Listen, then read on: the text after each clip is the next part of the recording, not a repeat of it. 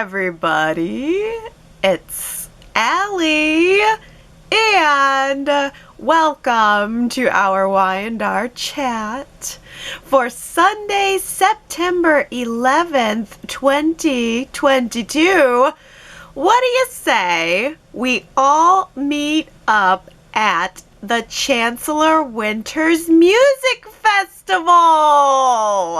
We can all sit there in our lawn chairs with our Chancellor Winters branded t-shirts and hats on, drinking $5 waters with the Chancellor Winters logo printed on them. All of us with our lighters on. Free bird! Oh, wait. The concert's been canceled? Already? Man! I was really looking forward to that. Oh, well. While the cat was away, the mouse wanted to play. Imani encouraged Nate to let this be the time that he go ahead and make his big move while Devon is out of town. So Nate decides to move forward with the music festival idea, which Devon turned down and was really clear about turning down. And Devon has told Nate many times, I am the boss. I want the decisions run by me. And so Nate thinks, hey, I know what will really impress Devon. I'll just disregard everything that he's ever told me and just go rogue again. I mean, to Nate's credit, he did manage to impress everyone else. He managed to impress everyone but the one person that he needed to impress. Billy loved the idea. Lily loved the idea. Jill loved the idea so much that she didn't want to just have one music festival. She wanted to have a bunch of music festivals all across the country. Jill seemed to agree with the go big or go home mentality. So, with everyone else really jumping on board with Nate's idea, Devon became the odd man out. Devon became the one just sitting there going, no, I don't like it, I don't want it, because I have the experience. I've been in this industry for 10 years and I don't want it. Well, Nate had reasonable answers to all of Devon's concerns, and Nate seemed so passionate and so involved and so enthusiastic about the company and the project this week. All week he was planning it, and he seemed really on top of things and really happy. And so it does kind of beg the question, well, if everyone else loved the idea, is Devon being unfair to Nate? Is he just turning down the ideas because they're Nate's? You know, is he biased? I wanted to say no a couple of weeks ago, that it was really just everyone following protocol of how business is done, but I am starting to wonder if, I'm starting to think that maybe Devon is being unfair to Nate, even though I do acknowledge that Devon has more experience in this industry, specifically in the music industry, and I do think that Nate was wrong to go around him. I still feel that Devon really could have and maybe should have just given Nate the authority to run with this. I mean, it was just one concert.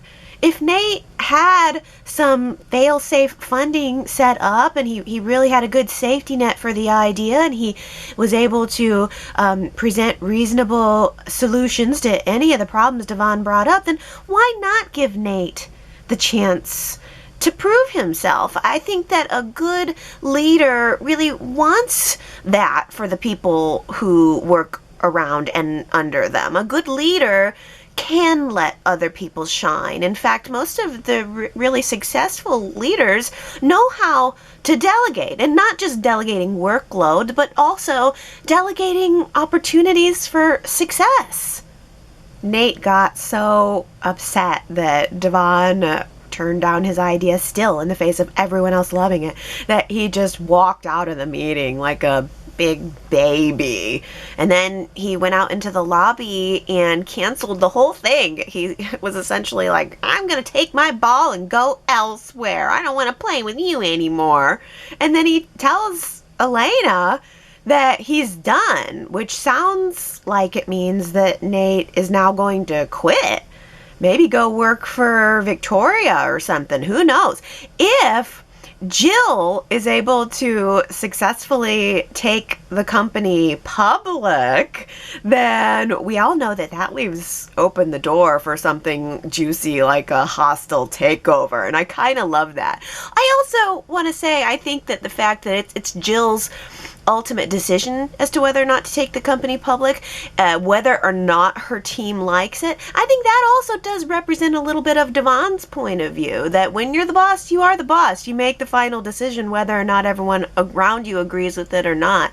And that's a similar dynamic to what Devon and Nate have found themselves in, and it's what Jill is wanting to do now, take the company public whether or not her team has concerns. So we certainly could see Nate quitting Chancellor Winters, going over to Newman Media, and maybe even subtly contributing to a takeover plan. I'm sure Victoria would love to take over Chancellor Winters. They're poised to be rivals, and maybe Nate will jump ship and go over to Team Newman. Elena had suggested last week that maybe he should quit rather than risk, I don't know, making a bad situation worse, which also affects his family dynamic. But Nate has had Imani in his ear. And Elena knows that, by the way. And Elena said it this week, by the way. Elena told Imani straight up that she sees her.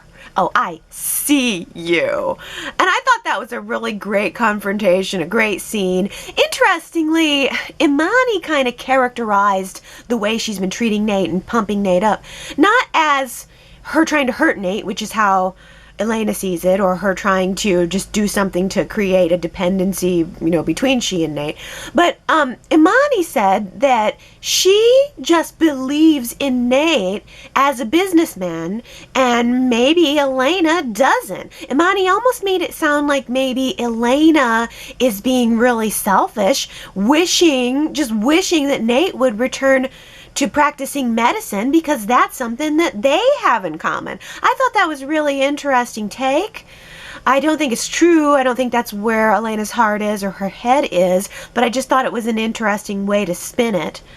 I really have to say, I just am so impressed with this story. I think it's so good to see Nate making questionable decisions, and I think the actor has done a really good job too. I think he's had a lot more lines lately than he ever has, and I'm really grateful to Y&R for taking the time to focus on his character and give his character some more texture. I really think Imani's character needs to be next. Her character needs some more texture too. It's really amazing how a different actress can give the character something completely different and make the character seem completely different. Like, our original Imani somehow makes it, like, every word that she says somehow makes it sound very calculating, like she's going to unhinge her jaw and devour Nate at any moment. But this Imani, the Imani recast, almost seems like she just wants to kidnap Nate and keep him tied up in her basement with a pillowcase over his head. There's something about this different Imani that just it's almost like I don't know, a little more of a dark representation or something. I don't know. I mean, it's a temporary recast, so I can't get used to anything. It's just interesting to see how much different a different actress makes the character seem. It's weird that Y&R did not announce that this was a temporary recast. I think all they said was the role of Imani is now being played by, and I would think that maybe they would want to clarify that was just temporary, because it was my understanding that there was just a scheduling conflict, and our original Amani was just off working on another project, and so she couldn't be at Y&R for filming that day or those days. I'm sure that she will be back soon. Oh, but Amanda still remains missing. A little bit of good news, I guess. Michelle Morgan used her Twitter account to tell fans, to reassure fans that she is going to be back on screen soon. I just really hope that is not a clever, clever wording. I'm hoping that when she says she's going to be back on screen soon, she really means back on Y&R screen soon. Talia tells Nikki and Phyllis that her boss has just killed the other stories that they had planned for Diane's expose. So that is all happening right at the same time that Diane just so happens to get a mystery text message from someone who says, "You owe me." And so now Nikki has to go to LA to track down Deacon Sharp and try to get him to talk to the reporters about Diane to hopefully reinstate the story. Oh, wouldn't it be great, though, if the mystery person who helped kill the story actually was Deacon Sharp? I just love him. I just love Sean Kanan. He is so memorable, and not just from Y&R, but and from Bold and the Beautiful, but he was AJ Quartermain on General Hospital. I mean, really, really early when I started watching soaps, I had very much an awareness of him in that role on General Hospital. So, I mean, he is a bona fide soap star. And by the way, he was in Karate Kid 3, and I'm a huge Karate Kid fan. I think Karate Kid 2 is one of my all-time favorite movies. And Sean Kanan is in the season 5 of Cobra Kai, which is kind of a continuation of the Karate Kid story that has been very popular and has a really strong fan base. So maybe Sean Kanan is getting a lot of non-soap attention right now that can bring some attention also onto Y&R and Bold and the Beautiful, and who knows, maybe gain some new viewers as they follow him. I was able to find out that Deacon is going to be appearing on Y&R on Tuesday, starting on Tuesday, and then Nikki is going to travel to LA, or she's going to be on Bold and the Beautiful later in the week. So we're going to see Deacon on Y&R starting on Tuesday, and then you're going to have to watch Bold and the Beautiful to see the second part. So if you want to see the whole thing, you're going to have to make some room in your schedule this week. I'm wondering if you guys are going to do that. So I thought maybe that might be a good poll question for this week. Will you watch Bold and the Beautiful to see the Nikki Deacon crossover story? YRChat.com is where you can cast your vote. I mean, I think we'll be able to get the gist of the whole story just by watching Y&R, but I am definitely going to watch those Nikki scenes on Bold and the Beautiful. We're going to have some extra homework this week, you guys. Or I will, at least. But like I said, I really hope that it's revealed in a surprising way that maybe Deacon is covering up the story about Diane, because remember, he's apparently the one who helped Diane fake her own death by getting another dead body from the morgue to swap with her body. So that's a horrible look on him if he's trying to make his life anything good at all. So I would imagine Deacon would be invested in trying to make that particular secret stay hidden. But that's all part of Nikki's revenge plan for Diane. Smoochy lips Phyllis over here is still not going to be given up. Did you see the little smoochy smooch that Phyllis gave to Diane on Monday? That was one of the most notable moments of the week. It was actually very scary. I found it to be very entertaining considering what a tiny little moment it was, but yet it was very scary. I was getting women's prison vibes out of that. Like, I don't know, Phyllis is the last person who I would want to run into in the exercise yard giving me the She's kind of terrifying. If I were Diane, I would be intimidated by that. But it's clear that Phyllis is trying to work her way back in with Jack. I mean, he knows that she was involved in the story. I mean, Jack is no dummy. But he also, I think, accepts the nature of the relationship between Phyllis and Diane at this point. They're enemies. I'm sure it doesn't surprise him to find out concretely that Phyllis had something to do with the story, even though she denied it. But she does still work at Chabot. She's an employee at Chabot. Jack and Kyle both have had complicated relationships with her, but the fact is they all do still have to work together. So there's a certain amount of playing nice that has to happen there. Phyllis is in charge of a very important part of the Marchetti project, and this week she suggested that maybe they should redo the entire Abbott living room with Marchetti Home Division furnishings, just as a publicity stunt for the brand. How about no? I don't think I can handle it. Sharon tried redecorating the Abbott living room once, like decades ago, and I was so upset by it. I just never forgot it. I mean, maybe if it's temporary, I guess. Phyllis said that she could do it and then just put everything back to where it was, and she better. If that's the case, she had better. I don't care how amazing Marchetti home furnishings are. I need my Abbott living room to stay exactly how it is. Ancient. Did Marchetti Home Furnishings furnish Abby and Chance's new bedroom? Yay! This is amazing. We are actually getting bedrooms again. First it was Mariah and Tessa, then it was Nate and Elena, and now it's Abby and Chance.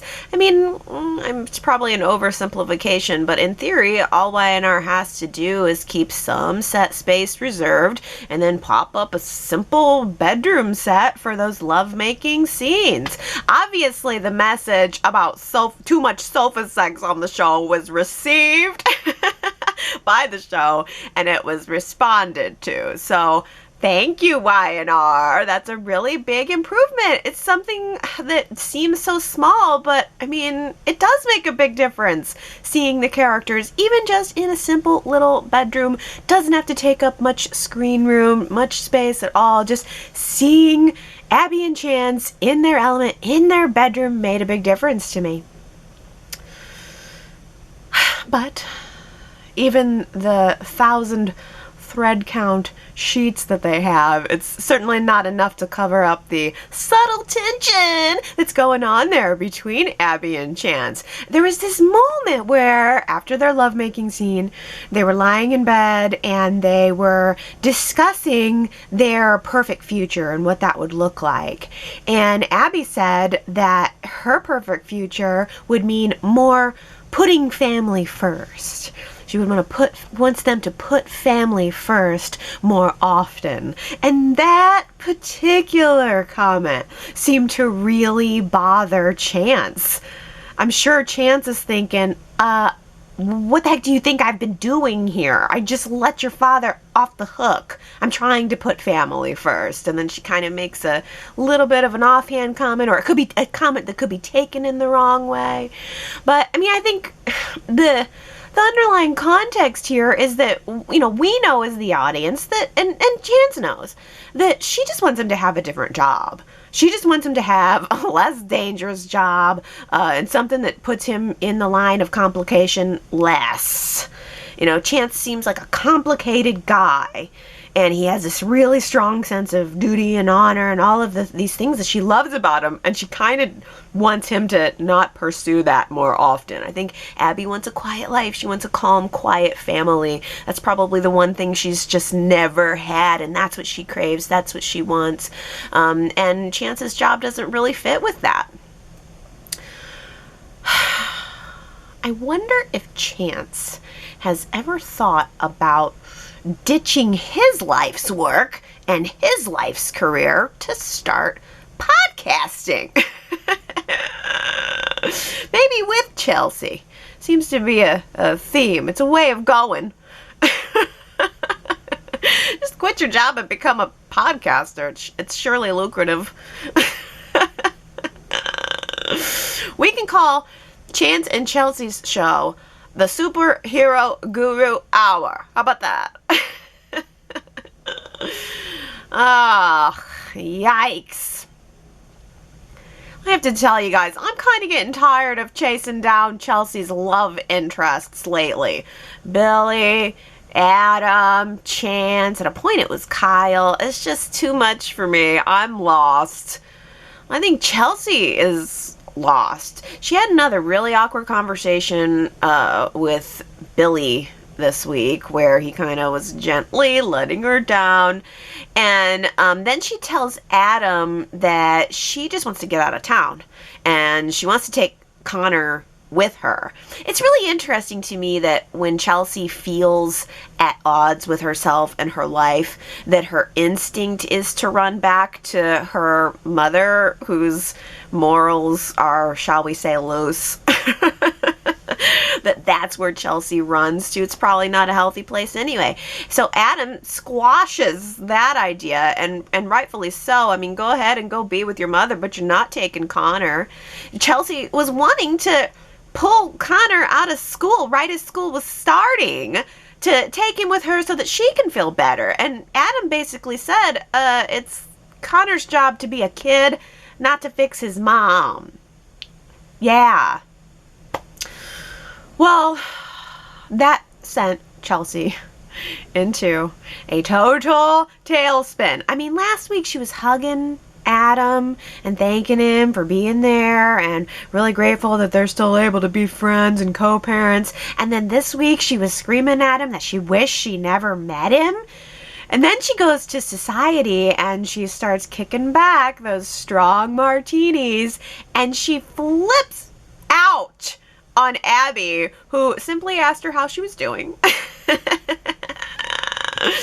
That was a really entertaining scene. I think Melissa Claire Egan did a really good job of not just playing drunk, which I imagine is a lot harder than it seems, but I also felt like she did a good job of playing and representing the flow of emotions, kind of as a roller coaster ride. I mean, first you're like really frantic and then you kind of crash over time, and it was all very entertaining and all very real, and it's also all very concerning because Chelsea's highs are really high and her lows are really low. It just feels increasingly like she's drowning and she's just searching around desperately for something to cling to.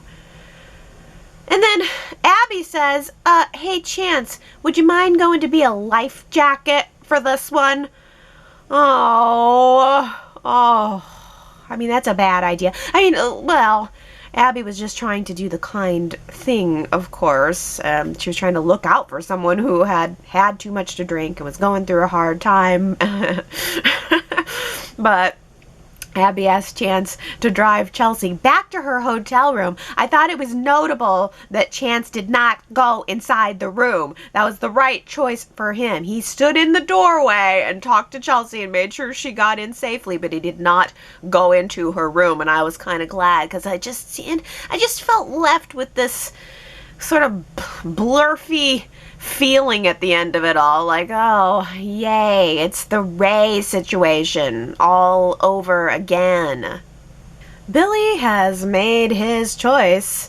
He's sticking with his decision to quit podcasting and to don his suit and to play a support role for Lily at his family company. I mean, it's not just any company, it is his family company. His mother owns it.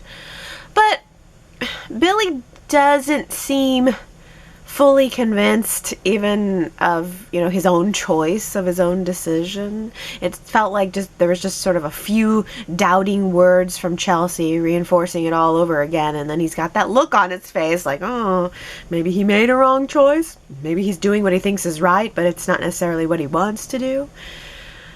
And, well, then we followed all that up with a full episode long conversation between Billy and Jack, which was really, really remarkable. I mean, Jack and Billy have this whole lifetime of emotions and feelings and relationship dynamics and family dynamics that go in there, and they both have opinions about each other. It all felt very real. Jack's sort of trying to play the role of the big brother, and Billy's always feeling micromanaged by the family, and it was all there. It wasn't just the current situation. It was really years and years worth of history between the two brothers, and I'm really glad that Y&R took the time to give us that. It was just a lot of digging in on characters and emotions, and I'm convinced that Billy knows deep down that there is a ring of truth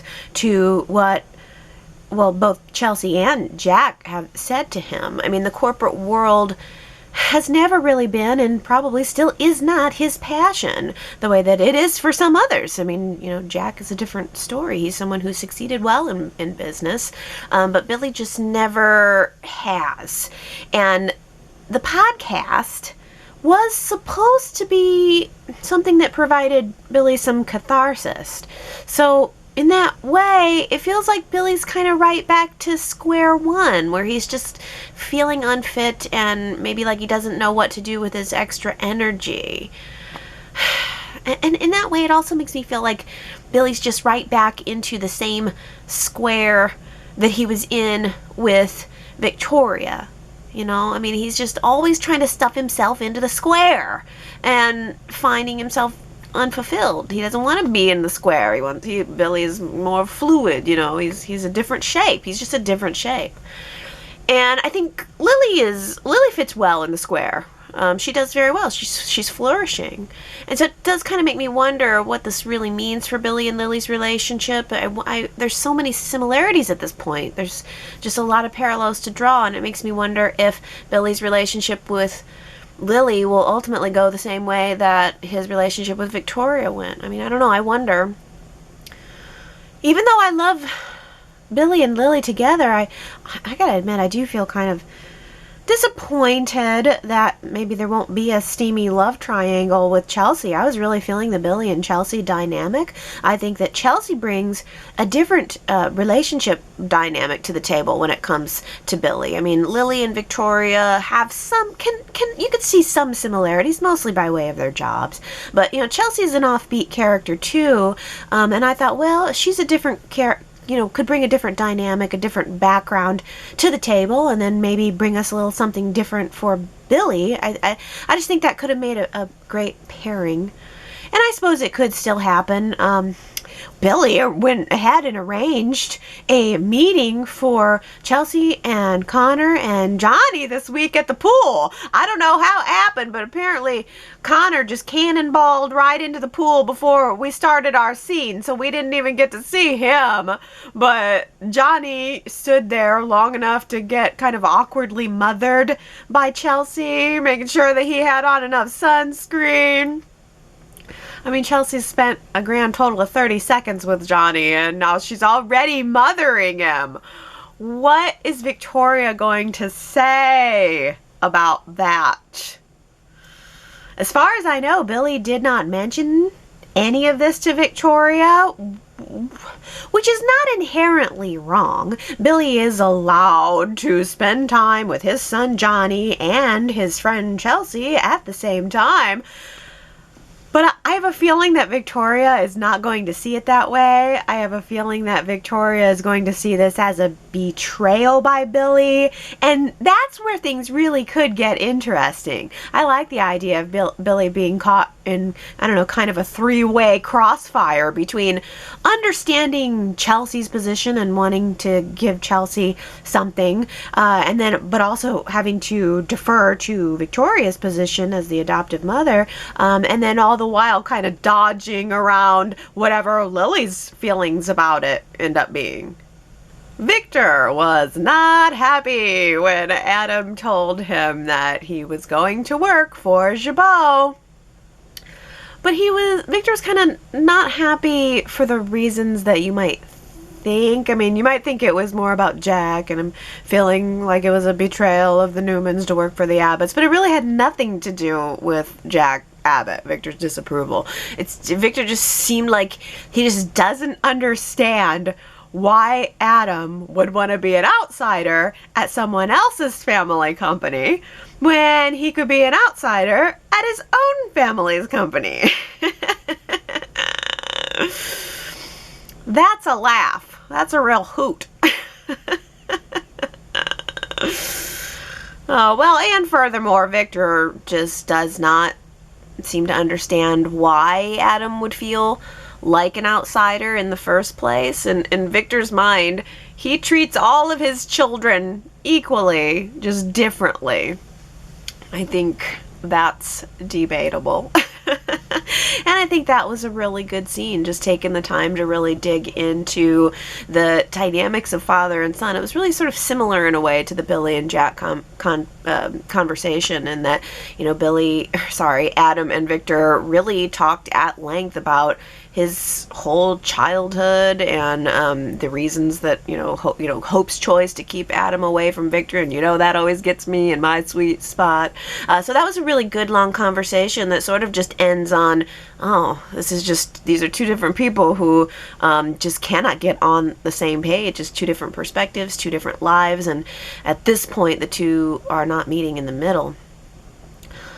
I was actually pretty darn disappointed in Victor this week, though. Victor, on Friday, demanded that Nick fire Sally. And okay, that's a big whatever to me.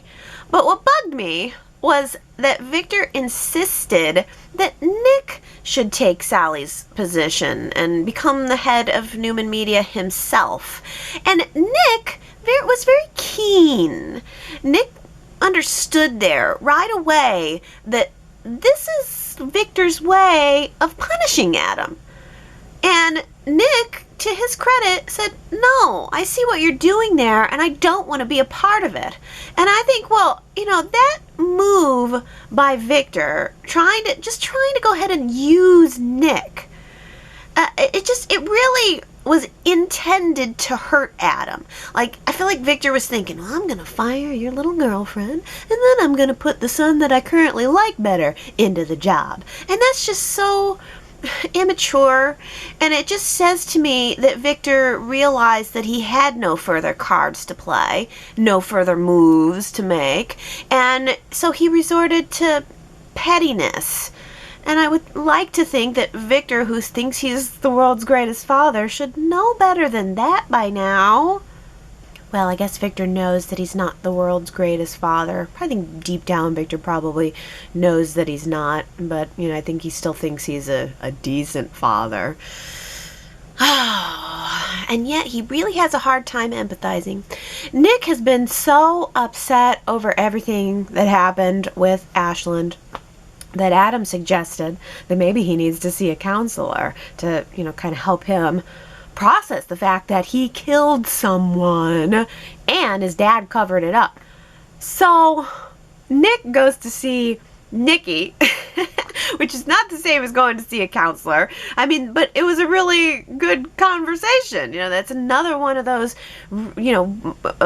examples this week of where Y&R actually took us to the time to show us a family dynamic. And the one between Nick and Nikki, it was very good. Nick was able to talk through his feelings. He spent most of the time talking about Adam, how he kind of has a different perspective on Adam now that he knows what it's like to carry a burden like this. And I was thinking that, well, maybe Nick's reaction here, suddenly being able to empathize with Adam, is meant to soften the viewers who maybe got turned off by Adam when he was treating Sally the way that he was. And I was thinking that maybe Nick might actually be the one to convince Sally to go back to Adam. But then in the previews for next week, Nick and Sally are making out on the Newman Media couch. How does that work? Adam got Sally so hot and bothered that she turned around and had to hook up with Nick? I hate it when that happens. Oh.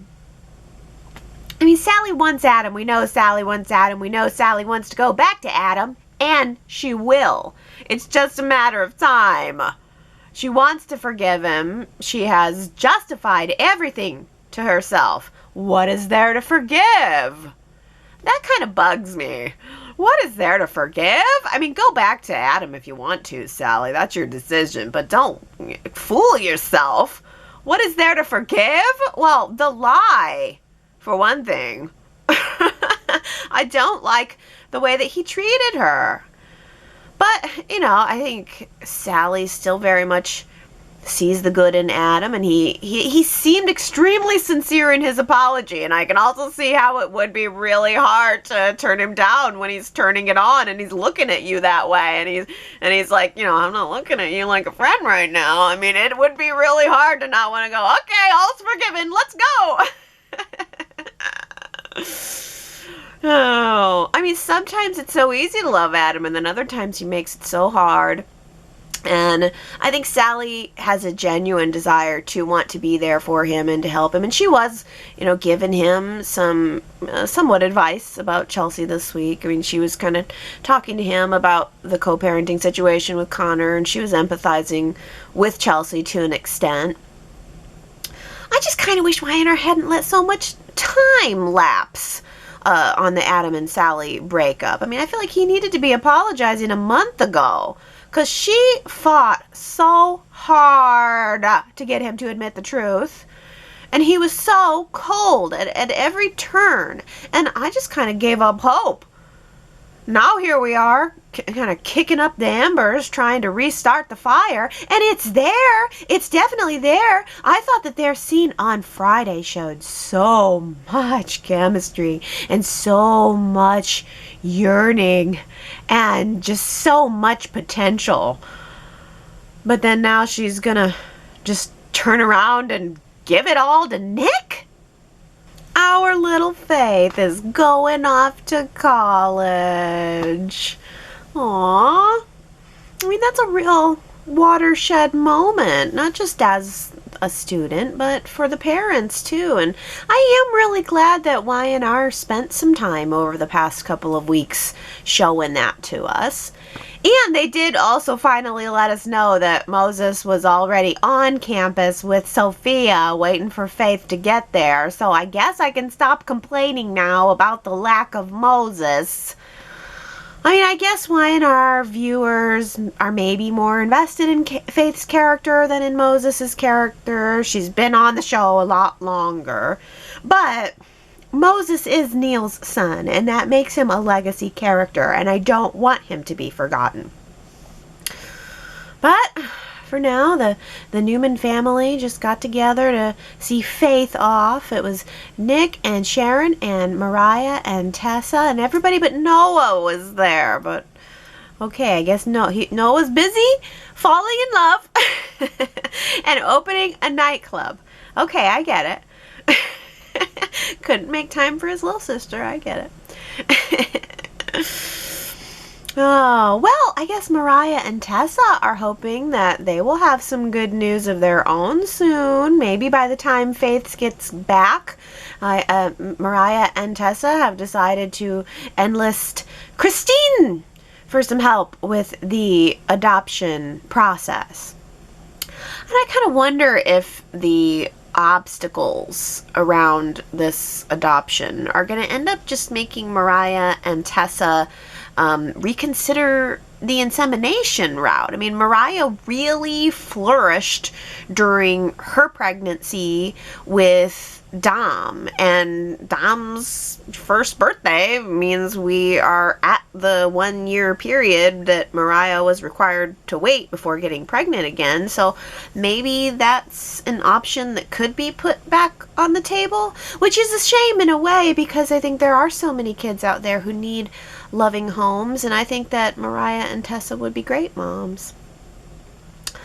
Oh, well, how about that photo shoot?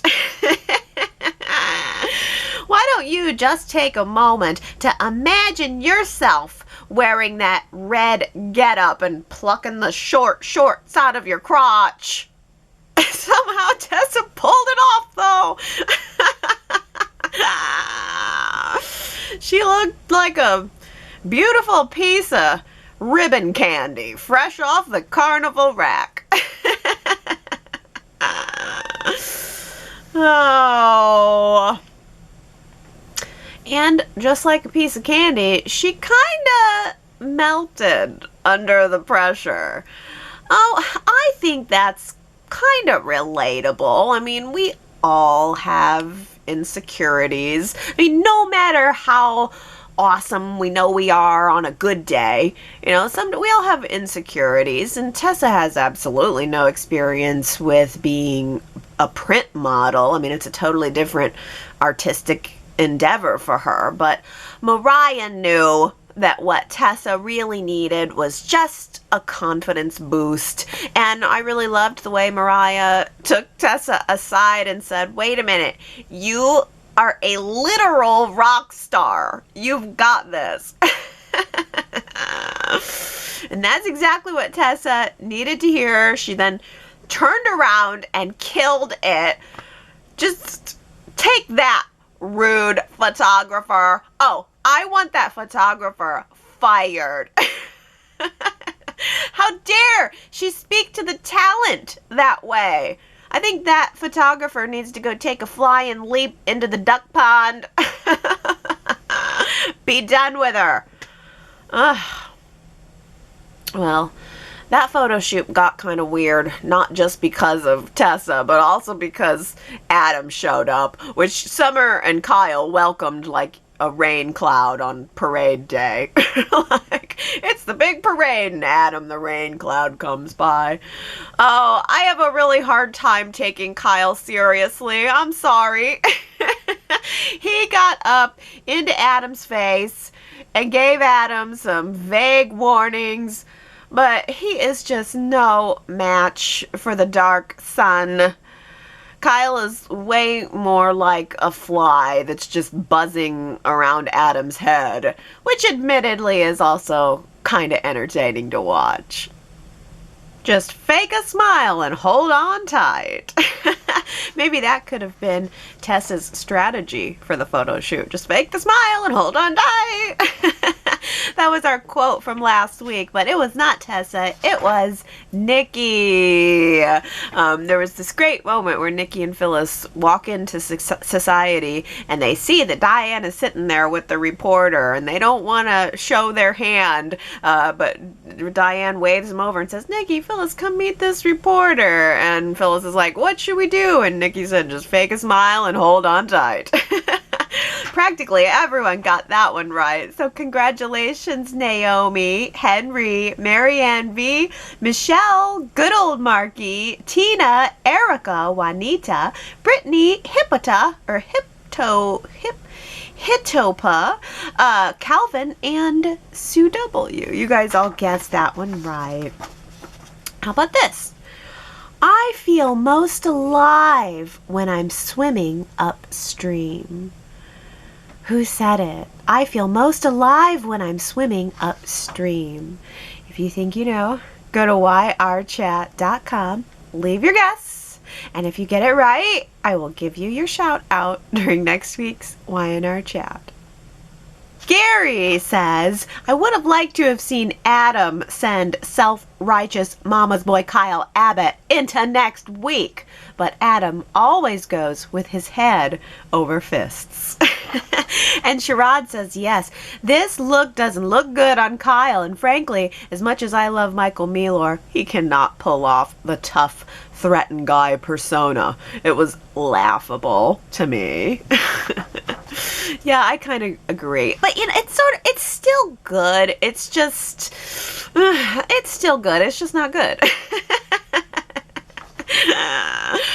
Sherrod also says, what was the exchange of looks going on between Tessa and Adam? It got me thinking that Mark could have been giving Kate that stern look of saying, back off from my wife. I say that because Kate has said in interviews how much she has a crush on Sharon Case and thinks it would be a great storyline if Tessa made a play for Sharon. Oh, Sherrod, that's so interesting because we've had so many instances where the father turns around and dates someone who his son dated, but we haven't yet been in a place where the mother dates the person who her daughter was dating. Well, wait, the female version of that. Yeah, I guess, yeah, there was kind of a moment. I was thinking it was between between Tessa and Adam. Yeah, I did notice that she kind of looked over at him, and I was thinking maybe she was just feeling that extra pressure of the boss being there, but that's an interesting behind-the-scenes idea. Are Mark and Sharon married? And maybe I missed that. I thought they were just dating, but they may very well have gotten hitched and I missed it. Ellen says, why on earth would a seasoned stage performer like Tessa be stiff and awkward in front of a camera? This is silly. And top photographers always have a way to put models at ease. Yeah, you'd think so, right? You're probably right about that. It probably is ridiculous. Sherrod says having her be awkward was just ridiculous when she sings in front of hundreds or thousands of people at her concert. She was the headliner in New York for the 2020 New Year's Eve celebration, which is why she was not at Sharon and Ray's wedding, despite Sharon saying she was during her and Mariah's engagement party. Yeah, I guess, yeah, it probably is a little, I just was like, well, okay, I could see her feeling a little out of her element. Just because you're awesome and you know you're awesome doesn't mean you never have moments of insecurity. But what do you guys think about the outfit? That's the more important question. Sue W. says, Marchetti's red number for Tessa's photo shoot. Ah ha ha ha. The flying saucer earrings were the best, although barely out tackying the poofy, floofy top and up the crotch short shorts. Clearly not high-end designer duds. I'm sure a lot of outraged and enraged viewers would disagree, but I suspect Y&R knew just what they were doing with that crazy outfit. I think the show often plays up being soapy and outrageous, and sometimes viewers take it too seriously. A soap's tongue-in-cheek ploy beats viewers to the tisk-tisk-tisk punch, thus rendering any bashing rather hollow. The show knows who and what they are, and they have fun with it, as do I.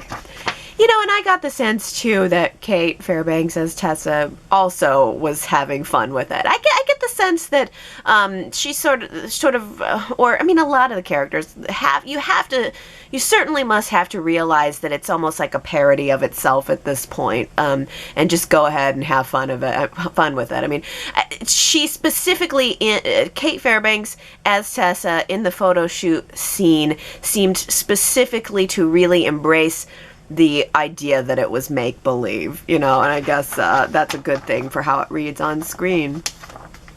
Well, Sherrod says, I truly had to laugh, and not in a good way, when Tessa and Mariah said that Christine did a great job with the surrogacy agreement, the same agreement that now allows the donor to be called Dad and has partial custody. Yeah, sure, right. I thought they were going to say Amanda, because she was happy for them about adopting when they told her and Devon, and she actually told them that if they needed any help, just let her know. But I guess they prefer the person who had one of them arrested for blackmail and cross-examined both of them on the witness stand after arresting the mother of one of them for murder.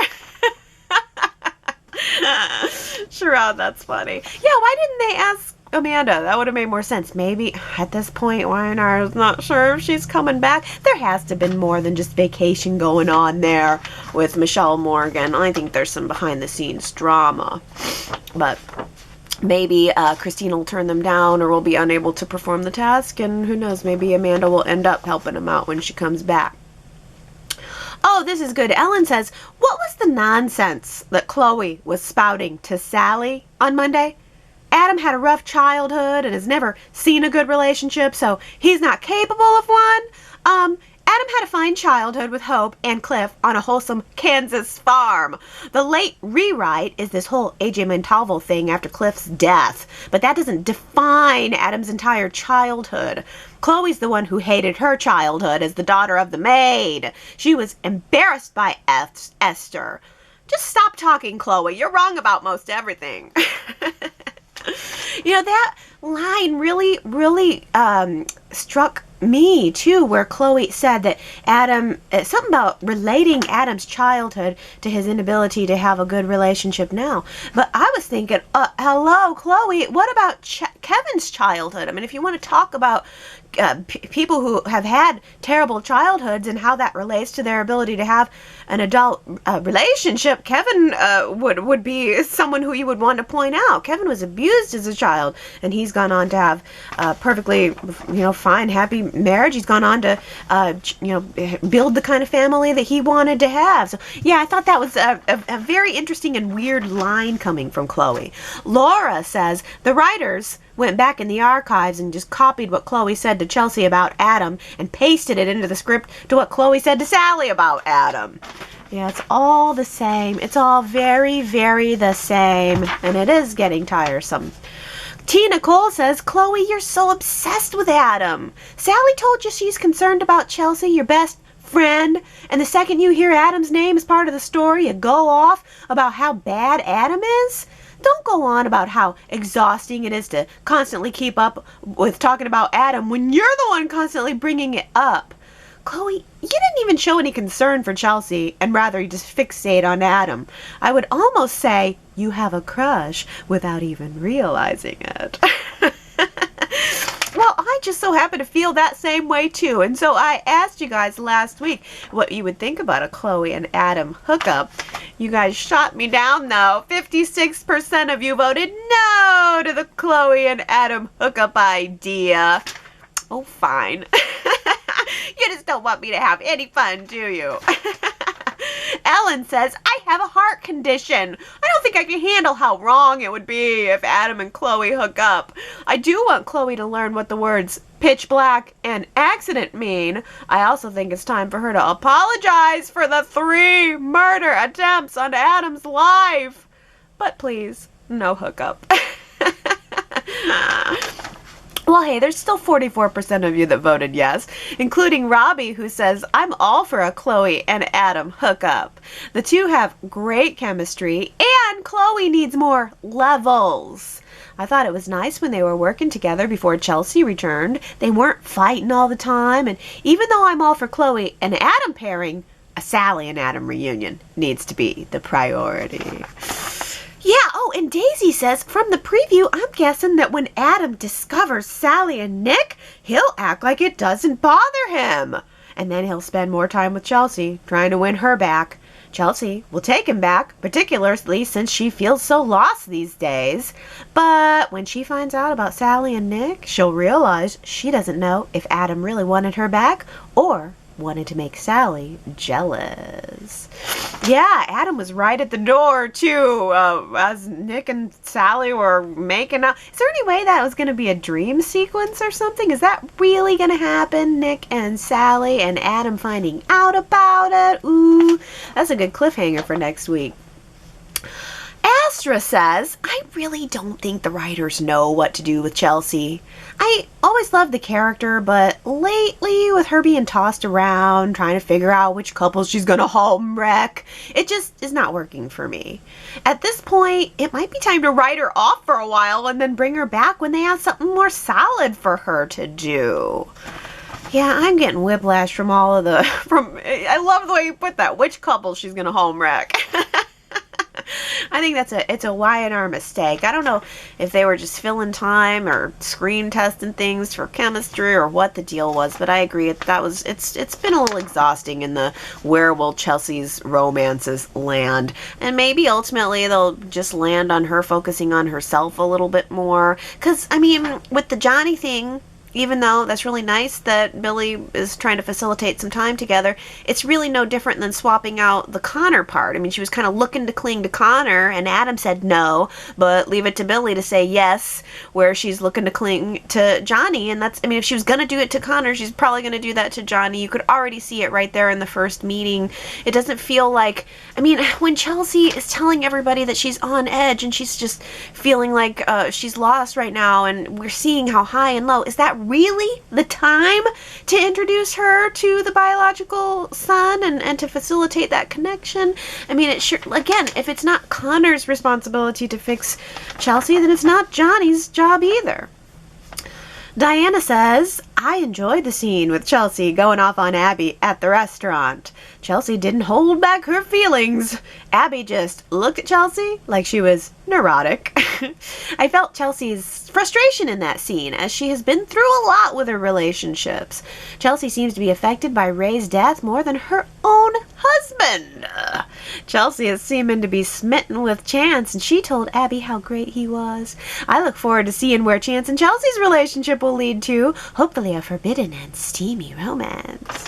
Oh, Diana, so you're rooting for the Chance and Chelsea hookup. Oh, if Chance cheats on Abby, I'm going to feel so bad for her. Especially she's so nice to Chelsea, and then Chelsea's going to turn around and steal her husband.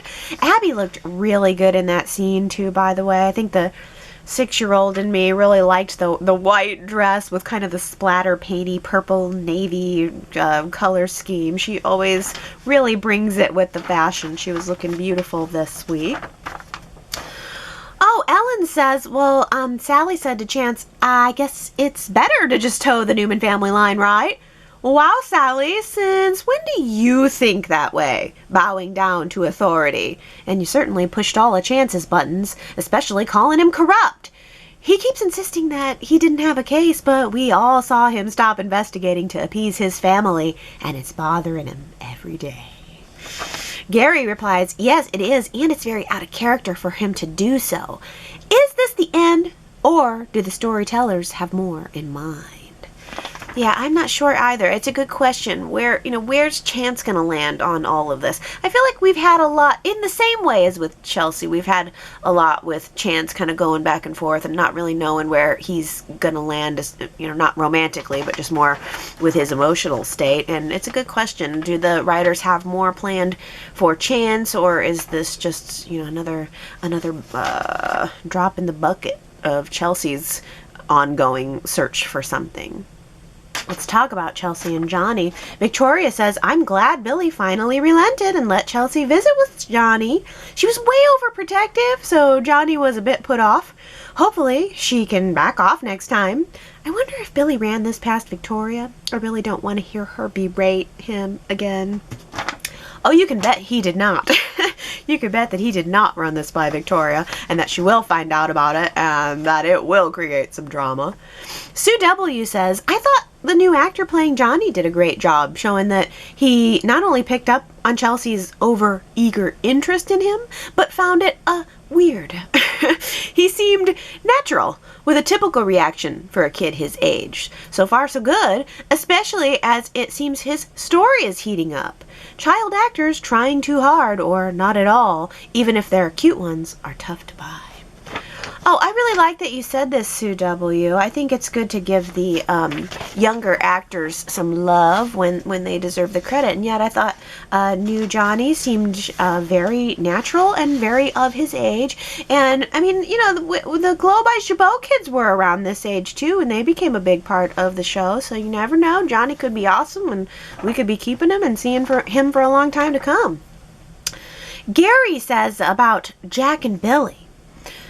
With Billy's darkness, he always moves a scene to a deeper level, where Jack rises above him, wanting to obsess about Adam and absolutely refusing to discuss it with him, period. Jack is suave and masterful in passively, aggressively, being nice, but grabbing the upper hand in cutting to the truth of the Billy-Adam conflict. No Billy fan, but if truth be told, I completely relate to and understand Billy's rage in always needing to be talked down to as the younger brother, and by someone so much more charming and smart than he is. Burn. Billy's demeanor is always smug, arrogant, clever, but it can't hold up to wise Jack, who always has his number. Did I say burn? I can feel Billy's frustration knowing that his brother is usually right, but not wanting to acknowledge it to himself. The emotional dynamics of this setup is completely real. Yeah, I really agree, and that's a great assessment. That deep down, it's like Billy was getting so uncomfortable because he knows Jack is right. Jack had his number, and Jack had a way of having his number that was indeed a burn. Victoria says, have Billy and Jack not learned anything over the years? They have a rich shared history. There have always been obstacles along the way, but they're at their best when they support each other. It was hard to watch them nitpick at each other today. Yeah, I liked it, only because it really felt real. There was something about that, the confrontation and the dynamics between, it wasn't even, confrontation is not a great word, it was just a conversation, a very real conversation where everything was present. I kind of enjoyed it, but I think you're right on the deeper level that they are better together than at each other's throats. Well, T. Nicole says, Allie, I thought of you the second that Moses' name was said. He's alive and well, and sounds like he's at the same campus as Faith. Maybe he will make an appearance for the Thanksgiving or Christmas episodes. Yeah, I hope so. And Diana says, it's a bit disappointing that we never got to see Moses getting ready for college before leaving town. It would have been nice for Faith and Moses to have a farewell party with their families before going off to college. The Newmans and the Winners are billionaires. They could have set them off with a bang. A big party on the rooftop at the dive bar would have been fun. Devon's in the music business. He could have hired Moses and Faith's favorite bands to play as a surprise. This would have been a fun way to end the summer and a memorable life event for Faith and Moses to cherish. Oh gosh, that would have been so good. A big farewell, combined party for Moses and Faith. Oh, well, I mean, I guess we never know. Maybe the actor who plays Moses wasn't available and it's not Y&R's fault, but I sure do like your idea. And I also did like the implication on Friday when Nick and Sharon and Victor were sitting down talking about Faith, that Victor kind of said something implying that maybe Faith will be the next CEO of Newman Enterprises. And I hadn't really thought about that, but that's really great that we have Faith kind of poised to do that. She has said she's interested in business, and you better believe there's going to be some day, and maybe it's less than 5 years when Faith comes back, and maybe she'll rival with Victoria, maybe she'll be the next in line. So I liked that we had that multi-generational view into the future, that Faith could be sitting behind that desk someday. Faith's portrait could be on the wall someday. Ellen says, yes, Adam, good for you. Your mother didn't raise you as a Newman for a reason. She wanted a happier, less stressful life for you. Victor is delusional. He actually thinks he treats you and Abby the same as he treats Victoria and Nick. Ha! The Victor and Adam scene was so good. There was just so much there. The writing has been really good, especially on this dialogue recently. Yeah, it's been very good. Oh, Daisy asks, so who was Diane talking to? It's got to be the same person she spoke to when she first flew into town. So I wonder if that person helped Diane purchase Chemo's home and gave her additional money for expenses. And it's not all about money. It's about what Diane promised that person. What Diane promised that person so they'd invest in her dream to reunite with her son. But now the time has come for Diane to come through with what she promised. Okay, so I like this idea that you're kind of giving Diane the backstory story, that maybe she had someone powerful behind her that gave her the money to buy that house, which who knows where she even got that money and if she still even owns the house, but that she had some kind of powerful backer, that, you know, she said, hey, you do this for me and I'll owe you a favor someday, and maybe now it's time for that favor to come due. Well, Ambrini says it's confirmed that Nikki and Deacon will be in the crossover. Can someone give me some info on their history? Well, I'm sure that just watching the episodes will probably tell us everything we need to know. But I do remember that Deacon was kind of working to keep Nikki and Victor apart back in the day by becoming her drinking buddy, and they were just a couple of drunks around town. The more interesting and kind of weird thing that I didn't know, but I looked up, was Phyllis had mentioned her connection to Deacon. I don't remember this at all, but hold on to your hat. Apparently Phyllis and Deacon had some quickie sex in the back alley. That moment where Phyllis was trying to skirt around the issue that she even knew Deacon, that definitely begged some further research, and it certainly was pretty juicy. Quickie sex in a back alley. Oh. Well, Sherrod says, I must say that as a usual fan of Phyllis, the scene with her calling Diane vile and giving her that kiss motion literally turned my stomach. I personally find nothing fun or entertaining when a person with their own questionable past behaves like this. Well, I'm glad somebody else mentioned the kissy face moment. It was so weird and just, it was definitely off-putting. Marianne V said, Phyllis is getting harder and harder to watch. The investigative reporter should look at her life to write about. Phyllis has an unsavory past, even worse than Diane. She needs to feel the same humiliation that Diane is feeling now. That's kind of what a twist that I was sort of expecting when they said that it was going to be maybe a 3-part story. I thought, wouldn't it be such a juicy twist if this reporter betrayed Phyllis and Nikki and went ahead, wrote the story on Diane, but then part 2 was going to be on Phyllis, part 3 was going to be on Nikki. That would have been a good twist. Well, Jamie says Phyllis knows exactly who she is and how checkered her past is. She just doesn't care what people think of her, except for her very small inner circle. Even if she upsets someone she cares about, she does her thing anyway and owns her actions. She's been publicly put on blast too many times to count and ran out of F's to give a long time ago. Call her what you will, I love the character of Phyllis and Michelle Stafford's portrayal of her. Yeah, I mean, I'm overall still a Phyllis fan. She brings the entertainment to me anyway.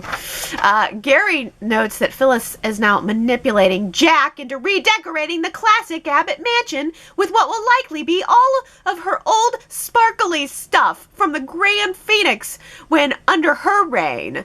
They say Phyllis has good taste, but she will likely wreck up that place pretty good. Only Diane can save Jack's treasured antiques from the Goodwill truck. Oh no, not the red velvet chairs. Wouldn't that be the real kicker if Phyllis, she wants to make the Abbott Mansion look just like the Grand Phoenix, all sparkly and pink. Or no, probably not pink, splashes of pink. Phyllis is going to make that look, Jack's house look like the Grand Phoenix, and then only Diane can be the one to save the day. That's the real story right there, not the romance, just who's going to save the Abbott living room. Victoria says, we definitely cannot get rid of the Dina died in that chair. It would not be the Abbott Mansion without it. And Ellen says the Chatters love that death chair.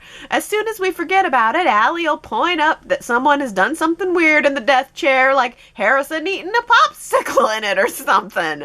Jack better hang on to that cursed old thing. Cursed old thing. You know, that didn't even occur to me.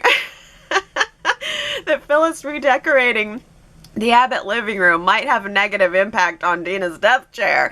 I really hope that for all the joking I've done about Dina's death chair, Y&R didn't somehow pick up on that cue and think, oh yeah, they're probably right, maybe we should just change that chair. Because that's not at all what I want.